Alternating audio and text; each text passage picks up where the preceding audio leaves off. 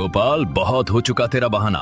तेरे बाप ने जो कर्ज लिया था वो आज तक वापस नहीं आया। अब ये घर मेरा है, कागजों पर मेरा नाम है और अदालत की मोहर लग चुकी है। मैं तुझे और तेरी माँ को आखिरी बार कह रहा हूँ, यहाँ से निकल जा, अभी के अभी। आसमान से रुक रुक कर पानी की मोटी मोटी बूंदें गिर रही थीं और पूरा गांव कीचड़ से सन चुका था। गांव के एक छोटे से मकान के अंदर साहूकार धनीराम अपने मुनीम और 2 नौकरों के साथ खड़ा था। उनके सामने गोपाल, उसकी मां कौशल्या और छोटी बहन नेहा सिमटे हुए खड़े थे। मुनीम के हाथ में कुछ कागज थे और साहूकार का चेहरा पत्थर की तरह सख्त। सेठ जी, बाहर बारिश तेज हो रही है, माँ को खांसी है और नेहा अभी बहुत छोटी है। 2-4 दिन की मोहलत दे दीजिए, मैं कहीं और रहने का ठिकाना देख लूंगा। बस थोड़ी रहम कीजिए। रहम? तुम्हें सुनाई नहीं देता? सेठ जी ने फैसला कर लिया, ये मकान अब हमारी प्रॉपर्टी है। या तो सम्मान से बाहर निकलो, वरना हमारे आदमी सामान बाहर फेंक देंगे। देख गोपाल, मुझसे बहस मत कर। बारिश हो या तूफान, मेरा पैसा डूबा तो मैं किसी के बारे में नहीं सोचता। रहम की भीख मांगने से पहले ये सोच कि तूने पिछले 6 महीनों में एक कौड़ी क्यों नहीं लौटाई। अब निकल, वरना ये लोग तुझे खुद निकालेंगे। साहूकार के इशारे पर नौकरों ने अंदर रखी चारपाई और अन्य सामान बारिश में घर के बाहर फेंक दिए। मां कौशल्या चुपचाप खड़ी रहीं। उनके होठ कांप रहे थे, मगर आंखों से एक बूंद भी नहीं गिरी। नेहा डर के मारे मां की साड़ी से लिपट गई।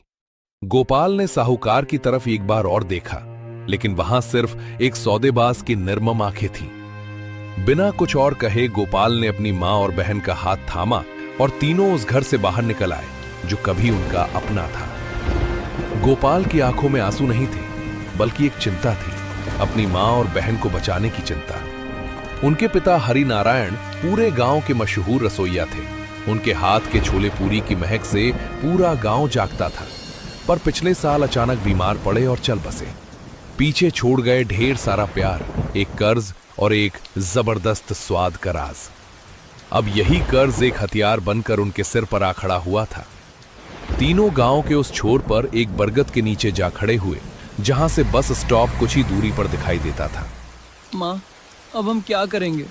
अपना वो छोटा सा घर भी गया, बाबूजी के बाद जो हमारे पास था वो सब साहूकार ले गया, और अब ये बारिश रुकने का नाम ही नहीं ले रही। गोपाल बेटा, जो होता है अच्छे के लिए होता है। ये बारिश तुझे रुलाने नहीं आई। कभी कभी ऊपर वाला पुरानी दीवारें गिराता है ताकि हम नई दीवारें बांध सकें। भैया, मुझे डर लग रहा है। क्या हम सचमुच अब सड़क पर सोएंगे? मेरी गुड़िया भीग जाएगी।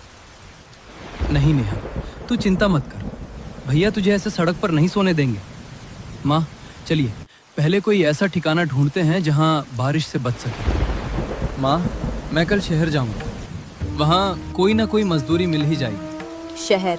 वही शहर जहाँ से तू 6 महीने पहले खाली हाथ लौटा था। बेटा, तू पढ़ा लिखा तो ज्यादा है नहीं, और शहर हम जैसे लोगों का कहाँ ठिकाना लगेगा। यहीं रह, अपनी मिट्टी में कुछ कर। तेरे बाप के हाथों में जादू था, और मैं जानती हूँ वो जादू मेरी रसोई में भी है। बस तू साथ दे। रसोई? माँ, हमारे पास रसोई कहाँ है? बर्तन कहाँ हैं? और ठेला लगाने में खर्चा भी बहुत आएगा ना। पैसे कहाँ हैं हमारे पास?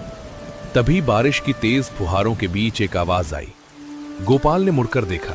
एक अधेड़ उम्र का आदमी हाथ में छतरी लिए पास आ रहा था। ये थे मंगल काका, जो बस स्टॉप के पास ही एक छोटी सी किराना की दुकान चलाते थे।